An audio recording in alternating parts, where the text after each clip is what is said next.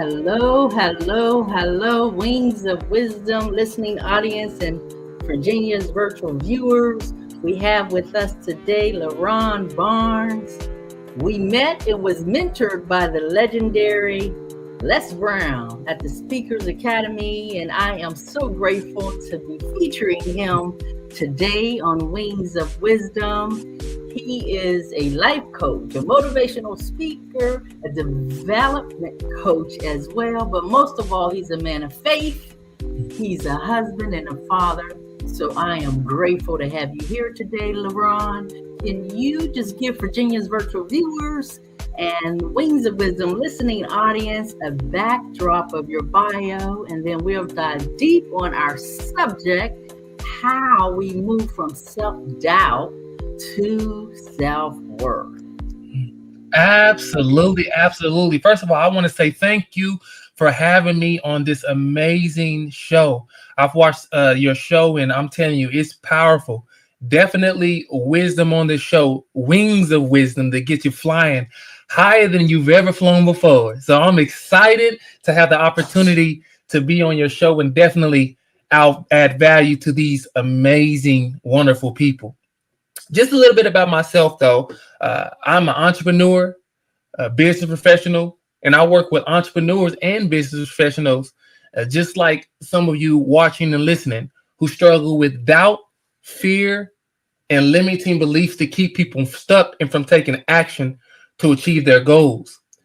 And I remember being in the second grade when I was told by my teacher, Miss Smith, about that I was ADHD and ADD, and I had a learning disability.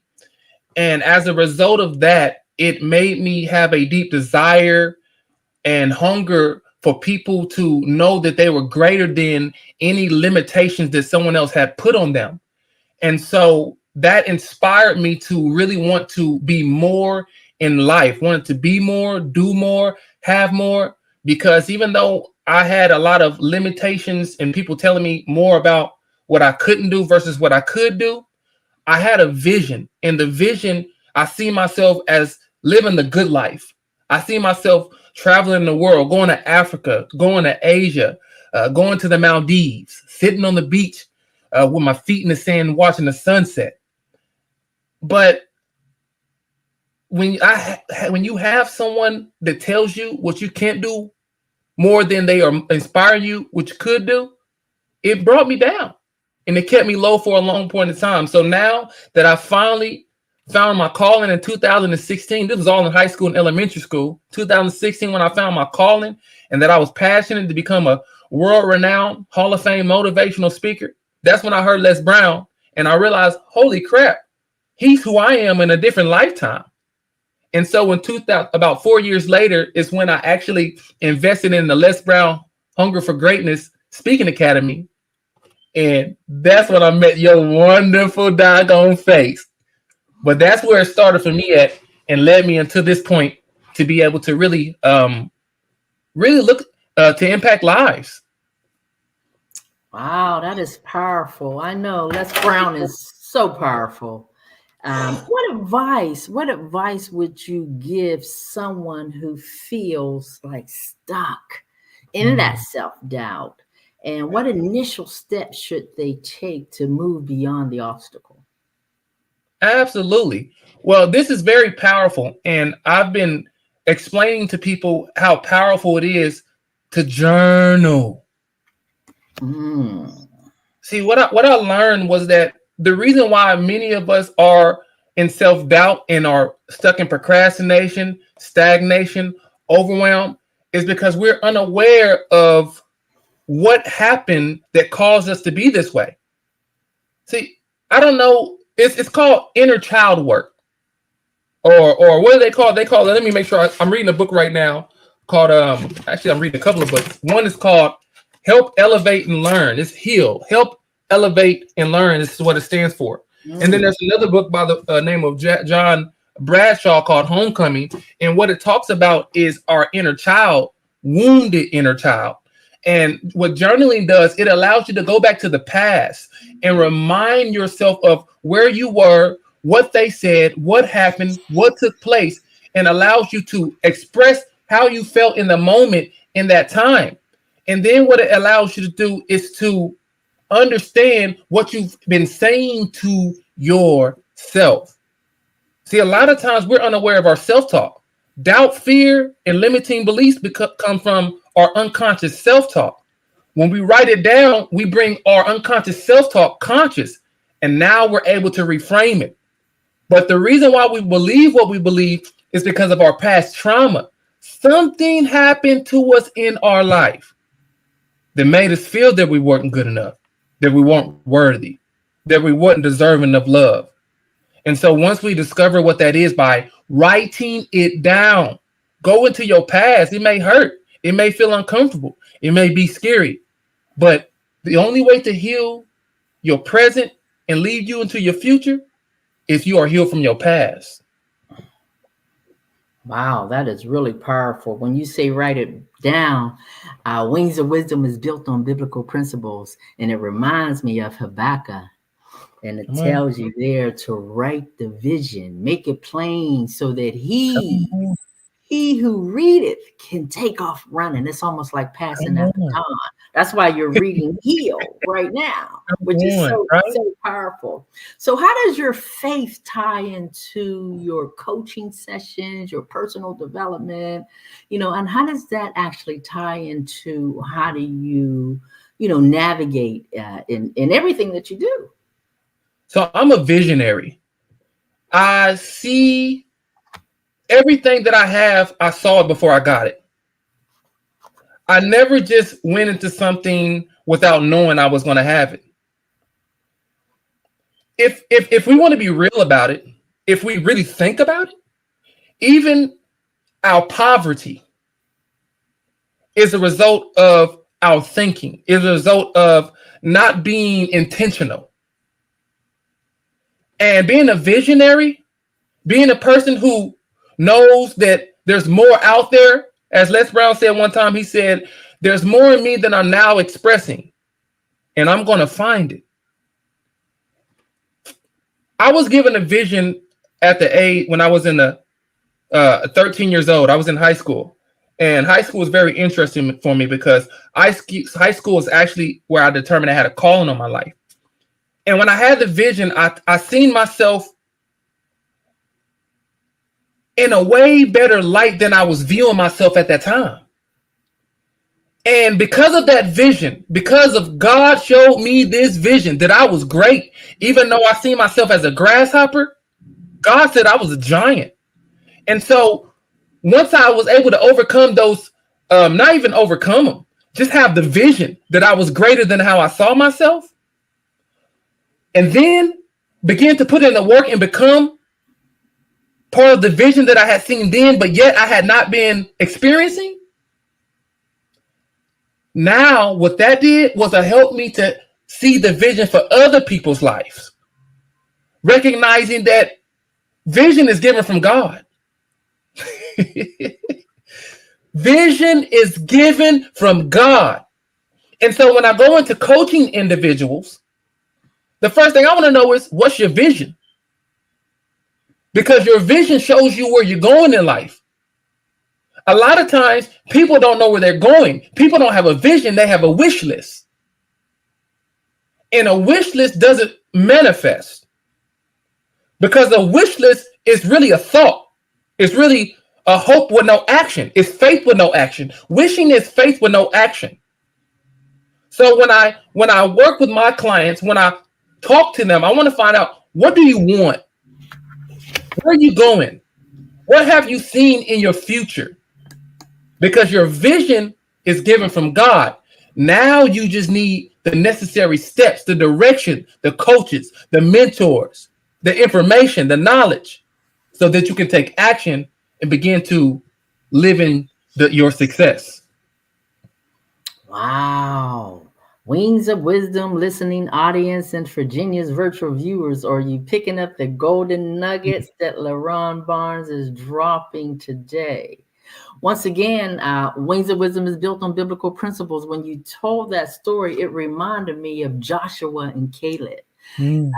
This was two individuals in the Bible. They had to go scope out the land in the book of Exodus. And when they were scoping out the land, that's what they told them. They were the only two that seen themselves as giants. Mm. Everybody else saw themselves as grasshoppers. So And how do that's you, the thing.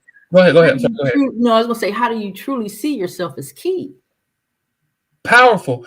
And you said that how you see yourself is key, because the only way that we only can act from the perspective that we see ourselves.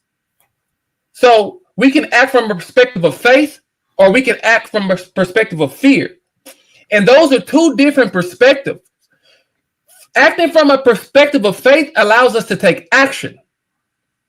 Acting from a perspective of fear allows us to stay stuck. We stay in procrastination. We stay in overthinking. So it's important to see yourself as God sees you. It's important to see yourself as a giant. It's important to see yourself as, I'm good enough. I'm worthy. I'm capable. I'm deserving. Because when we feel that way, when we see ourselves as deserving, as capable, as amazing, then we can take action that actually benefits us and the people around us who would initially miss our gifts, talents, ability, the calling that God has on our life for us to be successful and to help others be successful as well. Yes, yes. It's amazing you would say that, because my next question to you was, what steps can someone take to break free from their fear and take decisive actions in their life or their business? Absolutely. Absolutely. The first thing I would give you, first of all, you got to surround yourself with, as Les Brown says, OQP, only quality people. You got to surround yourself with people who are moving in the same direction as you are. Where's the workshops? Where's the seminars? Connect with people who have vision, and their vision connects with yours. Even though they may not be, they're on the same path as you when it comes to success, like me and you. The reason why we connect is because we have the same vision. Now, we have the same vision and we go in different directions from this vision, but we're both speakers. We're both doing some type of speaking. We're both impacting people's lives. So you want to surround yourself with people who are moving forward, people who are positive people, people who are not, like Einstein said, who are negative people, when he says negative people find a problem in every solution. So we got to hang around people who says, I won't quit and I won't let you quit either. Surround ourselves with mentors, surround ourselves with friends that see the best in us, that want us to succeed as much as we want ourselves to succeed. And then again, we got to write it down. See, I'm telling you, I'll go back to that. We got to be around these people. We got to write down what we want. And then after we write it down and we see what we want, we got to take action. And a lot of the most challenging part for people in Virginia in taking action is, one, fear of the unknown. They don't know the end result, but that's irrelevant, because now you're not operating in faith anymore. You don't have to know the end result. That's what faith is. Faith is not knowing the end result, but taking action anyhow, because you believe that God has called you to it, that God has graced you, that you have the gifts, the talents, the ability, the skill, without the understanding of the result. That's faith. Yes, the scripture says faith is the substance of things hoped for and the evidence of things not seen. Come on. So it's powerful. It's powerful. Yeah. So when you look at your personal journey in overcoming these doubts and limiting belief, what was like the main pivotal time in your life when you had that obstacle there and you was journeying along, and it helped you to kind of take a deeper leap, as Les Brown would say, grow your wings on the way down? To be honest with you, Virginia, this is really what happened to me. Confidence, a lack of confidence was the greatest hindrance in my life. I didn't believe in myself. I didn't believe that I deserved to be as great as I was told I was. And so I will always suppress what people would say about me and blow it off. And then one day, someone who completely didn't even know who I was, they saw something in me. And they saw that I was a great person, individual, without me even opening up my mouth. And I was already looking at myself like, I don't deserve to be this great. Who am I, God? Who am I to deserve to have what I have? And when God sent someone to see me without even hearing a word out of my mouth to them, it changed me. And it reminded me of Les Brown said that sometimes we got to believe in someone else's belief in us until our belief kicks in. That's why it's so important to hang around people who can see your greatness. And that's why one of the things that I mentioned in talks, I talk about having an accountability partner, a coach, a person who will see in you what you can't even see in yourself. And that's what happened to me. Someone saw in me what I couldn't see. And once they helped me to see it without even telling me it, it's crazy. I was able to receive it and say, you know what? If somebody else can see it and they don't even know me, they're not trying to flatter me or boost my ego. They don't know me. That right there is what actually, truthfully, did it for me. An accountability partner, a coach, someone who can see in you what sometimes we can't even see in ourselves. Yes, and I also remember Les Brown saying sometimes you need someone to take you into a place inside yourself that you can't go by yourself. Come on, girl. So he is powerful. I had a life coach, actually, Miss Jacelyn Blankenship, and she helped me actually to see this, to visualize this, what I'm doing now, because initially there were so many things blinding me. But you're correct. Once you get that coach, once you get that person who believes in you, and then you put the work in, as they say, the rest is history. Come on. It is no longer a mystery. The rest is history. I love it. No longer a mystery. The rest is history. So if you could give Virginia's virtual viewers one last golden nugget before we sign off that they could actually chew on today. They're in self-doubt. They haven't moved over to self-worth as of yet. What would that golden nugget be for them? I would tell you, first thing, and I mentioned this, and I'll mention it again, is write out how you feel. Whenever you're coming up against negative beliefs, find out where it's coming from. You got to find that out. I'm telling you, if you try to skip the step and don't know why you feel the way that you feel, because it's from inner child trauma, something happened and it is a trigger. So you got to recognize what the trigger is so you can change it, because you cannot change what you cannot identify. So write it down. Find out what that trigger is. I'm irritated when this happens. Identify when one way to identify your trigger is when you feel it emotional, when you feel angry and you emotional anger, snap, or you feel anxiety. Those are triggers. Whenever you're triggered, slow down, feel what you're feeling in your body, but more importantly, hear what you're hearing in your head. When you hear what you're hearing in your head, that's what you're saying to yourself, which is triggering your emotional response. And your emotional response, how you feel when you feel emotional in your body, your emotions actually will trigger your actions. And your actions will give you your results. Write it down. Wings of Wisdom listening audience, we're so glad you were able to lean in today. Ladies and gentlemen, girls and boys, now it's time to share on your electronic toys. Lean in on the next episode of Wings of Wisdom. Have a wonderful day.